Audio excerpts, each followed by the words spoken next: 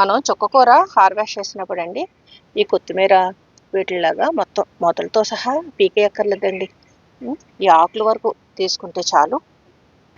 ఇక్కడ నేను ఫ్రిడ్జు డొక్కు ఉంటుంది కదండి, దాంట్లో సాయిల్ మిక్స్ అది రెడీ చేసినప్పుడు కొన్ని చుక్కకూర విత్తనాలు కూడా వేసానమాట.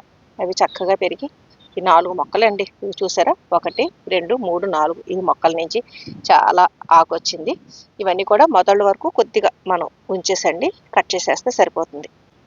మొదళ్ళన్నీ కూడా నేను జస్ట్ కొంచెం కొంచెం కొమ్మలు ఉంచేసి హార్వెస్ట్ చేశాను అనమాట. ఇప్పుడు మళ్ళీ వీటికి చక్కగా చుట్టూ చిగుళ్ళు వచ్చేసండి, మళ్ళీ ఆకు వచ్చేస్తుంది. కాబట్టి చుక్కకూర మనం గార్డెన్లో పెంచుకుంటున్నప్పుడు మనం ఇలాగ మొత్తం ఆకు అంతా తీసేసండి, మొదళ్ళు ఉంచేసాం అనుకోండి, మనకి మళ్ళీ తిరిగి ఆకు వచ్చేస్తుంది అనమాట. ఇలాగ ఇంచుమించు ఇవి 1 ఇయర్ పాటు మన గార్డెన్లో ఉంటాయి. కాబట్టి మనం ఇలాగ హార్వెస్ట్ చేసేసి ఇలా ప్రూన్ చేసేసినట్టు మొత్తం అంతా కట్ చేసేసాం. ఇప్పుడు ఏదో ఒకటి లిక్విడ్ ఫెర్టిలైజరో లేదంటే మనం ఏదో కొద్దిగా సేంద్రియ ఎరువులు అంటే కిచెన్ వేస్ట్ కంపోస్ట్ కానీ లేదంటే వర్మి కంపోస్ట్ కానీ ఏదో ఒకటి ఇచ్చుకున్నాం అనుకోండి, మళ్ళీ మొక్క కొత్తగా మనం విత్తనం నాటుకున్నప్పుడు ఎంత తాజాగా ఆకులు అవి వస్తాయో అలా వచ్చేస్తుంది అనమాట.